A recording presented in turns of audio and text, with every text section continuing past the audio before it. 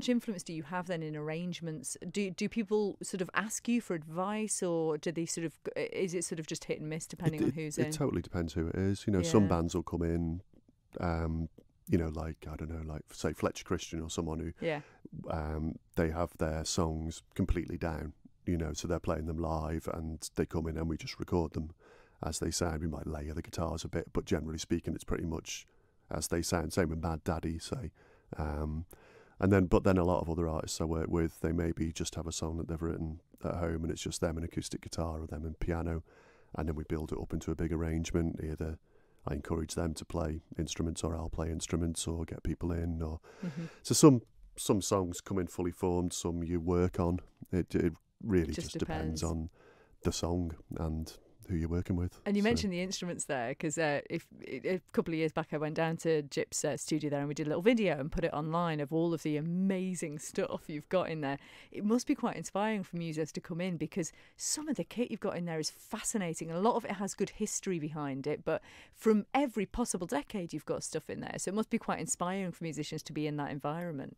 I hope so, yeah. I mean, it's not by design, it's just stuff I've picked up over the years, you know. Hoarding. Yeah, terrible hoarder. I'm trying to address that. I'm not doing very well. What's your favourite thing in the studio? The radiator. Other than that, the coffee. Other than Good that, call. favourite instrument, probably the one. I do like my electronic shruti. Your what now? It's a shruti is an Indian instrument. It basically plays a drone for singing devotional Hindu songs over the top of. And I've got a manual one which is a bit like a squeeze box, a bit like a harmonium, but I've also got an electronic one that just plays 3 pitches and you can sweep the pitches.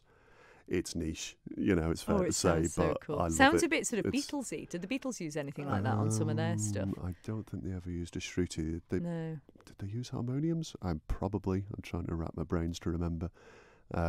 Probably on some of the Indian style tunes they like did. Tomorrow Never Knows or something like that, maybe. Well, we are now going to hear something that is a collaboration that you've done, which fascinates me and is a brilliant thing. So first of all, tell us who Mountains of Pysh are. It's myself and my good friend Ian Riv, who's from the island. Well, no, he's not. He's from London, but then he lived on the island. He spent his youth on the island, and then moved away in his late teens. And he's a music producer. He's involved in all kinds of music. He lives down in Brighton, and the conversation started because he was sort of instrumental in the growth of Goa trance, which developed into psychedelic trance.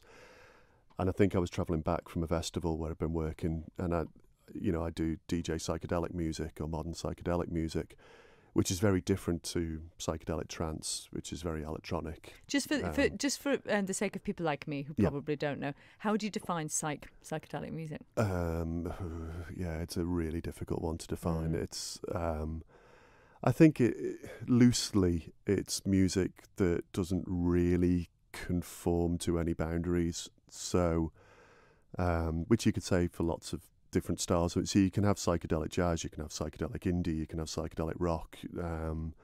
So it's kind of cross-genre. So it's not really a genre itself. I think it's more an approach to making music, you know, that says you don't have to have verse, chorus, middle, anything goes. Chorus. Yeah, anything goes. Instrumentally, the way the instruments are played, the way it's recorded. I don't know. It is a difficult thing to define. Even people who are really involved with it find it hard to define. So, but it is. If you look up, you know, psych playlists or whatever, you'll get an idea.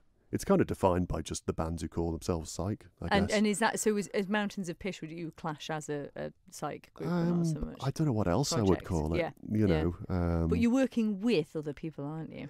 Yeah. So me and Ian do the music, and then we've got 5 songs we've done, and each one has a different guest vocalist. So we kind of write the music and then give the music to someone and say, "There you go, do whatever you want on it," which is what we did with Val, and she came up with this lyric.